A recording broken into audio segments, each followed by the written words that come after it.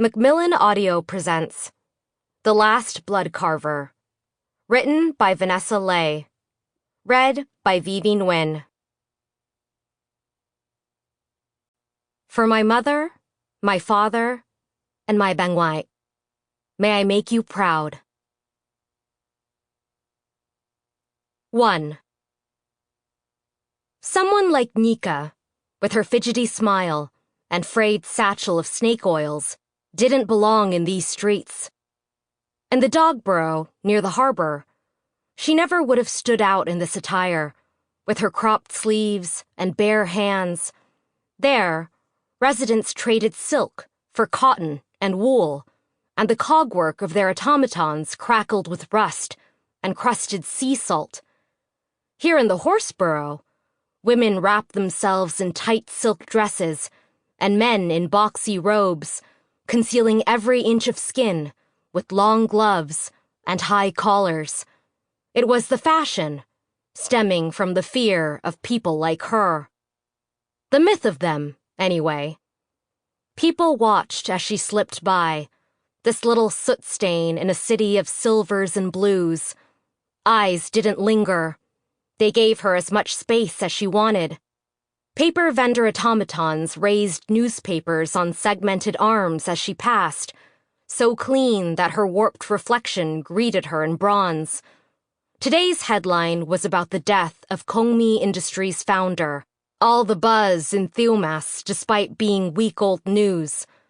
This tabloid had made a grasp at relevance by adding a bite of scandal to the headline. Accident or assassination?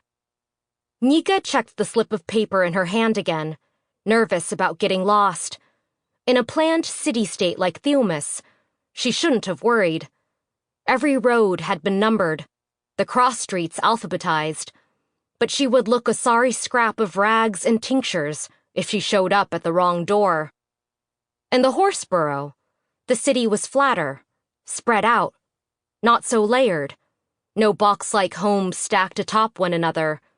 Every building demanded its own space, tall and painted, the awnings curved in the style of pagodas. It wasn't hard to find her client's home, one of many townhouses, so even and identical, differentiated only by the wrought iron number nailed above the door. They were a simple kind of elegance, with a tiled roof and multiple stories, and a balcony at the very top. With a breath, she approached the door and knocked. There was no immediate response. Nhika looked both ways up and down the street, feeling exposed on the doorstep.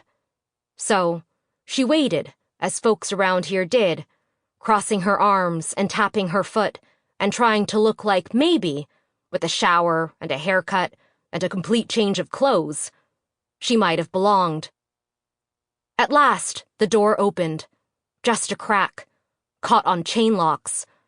Through it, half a man peered at her, eye narrowed. He knew who she was from a glance, and ushered her in hastily, undoubtedly wanting her off his doorstep just as much as she did. "We have a back entrance," he muttered. His voice dripped with disdain. Nhika had a great many retorts to use against him, but a sharp tongue had never made her any chem. No. She had other talents for that. "My apologies," she said, brushing past him. If he noticed her sarcasm, he didn't acknowledge it. They didn't exchange names. Their interaction would not require them. His home was smaller on the inside than it looked, the furniture made of dark lacquered wood and inlaid with nacre. She caught sight of a wall-mounted rotary dial, too. Few were rich enough to afford their own home telephones. As she observed the twin place settings, the double armchairs, the 2 pairs of shoes by the door, she understood why the house was so small, despite the man's obvious wealth. She understood why he was desperate enough to hire someone like her. It was a home meant only for 2, and one must have been on their deathbed. "Where's the patient?" she asked, holding her bag of tinctures close as though she were a home doctor. "Upstairs," the man said, squeezing the thin scraggle of Sample complete. Ready to continue?